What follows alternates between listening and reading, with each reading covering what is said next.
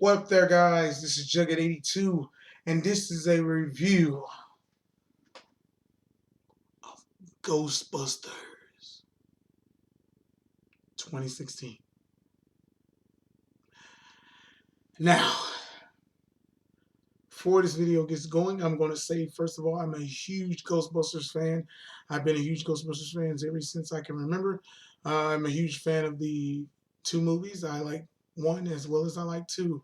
Huge fan of the real Ghostbusters, the cartoon series. I even like Extreme Ghostbusters that came out in the early to the mid '90s to the late '90s.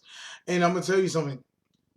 There's a lot of things I'm gonna say about this movie. First of all, I'm gonna say right from the foremost before this review even gets all the way through. This was not a bad movie, but at the same time, it needed some tweaks and whatnot. It's like a pros and cons of this movie. We're going to do some pros and cons. We're going to mix them in between. One pro that I would say about this movie that I liked was it still had a Ghostbusters feel to it. The theme was still there. It kind of moved more forward the origin of the original Ghostbusters movie, where you have these scientists who find something paranormal happening and they investigate and all that. So it's kind of and there's a scene in the movie that's pretty much just like the library scene from the first movie. A con to this movie is the actor. His name's Chris Hemsworth or something like that, but he played Thor. But about this actor in this movie is not enough knock to the actor himself. I just feel that they made this actor dumb as marbles. He was like a lulu la la, if you will. He just seemed like he just was just that fucking reduced to a pile of bullshit rubble in this movie. Because first of all, in the movie, there was a situation where they told him to pick up the phone. He said, "I can't pick up the phone because the phone is in the fish tank." There's a phone right by him. Brain explodes. Yeah, that's a con. Another pro about this movie is I like the chemistry between the actors as related to the Ghostbusters themselves, with just how they came together to do the movie. I know that we have some bridesmaids in there, if you will, but Melissa McCarthy and so forth, and all those great actresses, they seem like they got along pretty good in the movie. Um, another con of this movie that I think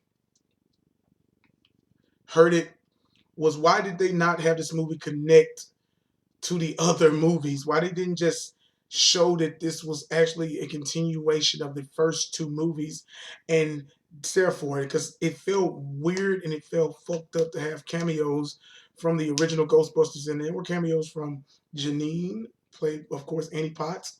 You had Bill Murray, you had Ernie Hudson, you had Dan Aykroyd, Sigourney Weaver, and she had her cameo like during the end credits. I just don't understand why they couldn't have just connected those movies together. I know you said, well, they're trading different universes of the Ghostbusters mythos and all that. But bullshit. This movie, you're bringing back a franchise that has not been seen or heard from for nearly 30 years. And you decide to do some kind of, fuck that, we're going to do our own thing. I didn't understand it. That's one of my pet peeves about this movie in general. The fact that they couldn't have done a continuation from the other two movies. I felt that it would have been cool to have seen Ray Stantz, Peter Venkman, and Egon. Egon is not here no more, but it could have been something so great. Winston Zeddemore, also.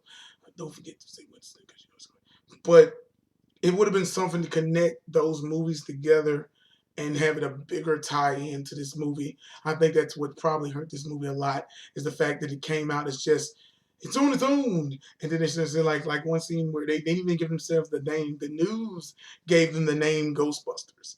They were some they're supposed to be a play on a comedical thing or so forth. And there's short shinings of comedy in this movie. So it wasn't like it was just Leslie Jones did a good job in some of the scenes she was in. Funny shit. Um, they had some really cheap ass laughs in there where Ford jokes like they told her to hear this machine and so forth, and it made a Ford noise and all that. That was like, was that really needed? Really, really. Now I forget the other actress name, the one that was in the movie, but she was really goofy in the movie, and she did the part with the mannequin thing and stuff. She was funny as fuck to me. I think she was really cool.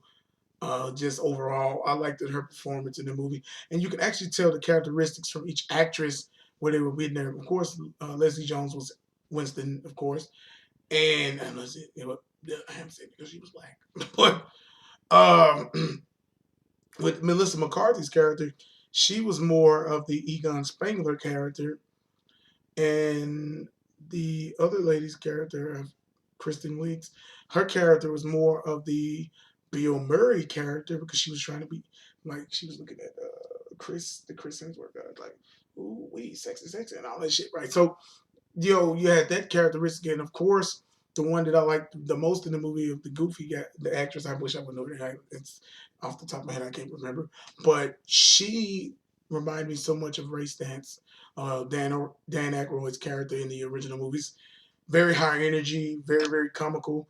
A lot of things in that were working for her, and I liked that about the movie also. The cons about this movie, the plot to me seemed like it had a strong to it, but the villain he didn't have that much of a presence. If you ask me, they only showed this guy like two times in the movie, and he ends up dying. His spirit or something goes into other bodies or whatever. He went into a mannequin, then he finally went into Chris, the goofy ass motherfucking don't know shit secretary for the Ghostbusters, and he becomes the main villain for a minute or something, and then all of a sudden, blah blah blah. But I don't want to give too much of a spoiler. This movie's been out for a minute, so if you haven't seen it, do check it out. I got a chance to watch it because it came on television. It was on Stars. So I didn't go to see this originally in the movies, and I sat there and said that it was going to be an ump to the franchise and whatnot. I don't think it's a bad movie per se. I think it's a movie that has its own merit. I don't think it was as much as people tried to make it seem like it was an all feminist this and that. I feel like it was a good movie on its own. I think it can exist in the Ghostbusters universe, but I do hate the fact that they couldn't have connected them to the other two movies. All in all, Ghostbusters 2016 is a good watch, maybe a one-time watch if you just want to watch it just to see what it's about. But yeah, not at all a shit movie like I would have thought when I first saw the trailer. It kind of made me jump the gun and kind of say, this movie's going to be shit. Really, it's going to be shit. It's going to be like, where's my toilet paper? Because this movie is shit. But no, this movie was alright. It wasn't the most amazing movie ever, but it wasn't a bad movie. And yeah, I think people should just give it a chance, watch it, see what you think, and hopefully you might think it's good. But yeah, it's kind of funny that Leslie Jones' character's uncle is Winston's character or Ernie Hudson's. I thought that was weird. Yeah. Like I say, pros, the overall plot of the movie was pretty good. The chemistry between the actresses are pretty good. Cons, the Chris, the guy who played Thor or whatever, he was dumb as a bag of marbles that have been broken and smashed in pieces. And also, I hated the fact that the main villain was not presented more in this movie to just let him know he's the villain. He's the villain. Because, like in Ghostbusters 2, and I'm going to Ghostbusters 2, Vigo was let you know, Vigo, it's Vigo, Vigo, Vigo, Vigo. It was Vigo. He was the main villain and so forth. But he was the villain. But yeah, this is Jughead 82, sweating like I don't know what. Try something different with the webcam. I got this light blaming on me to kind of let you see my facial features. Mm-hmm. This is Jughead 82 signing off. You guys have a good one.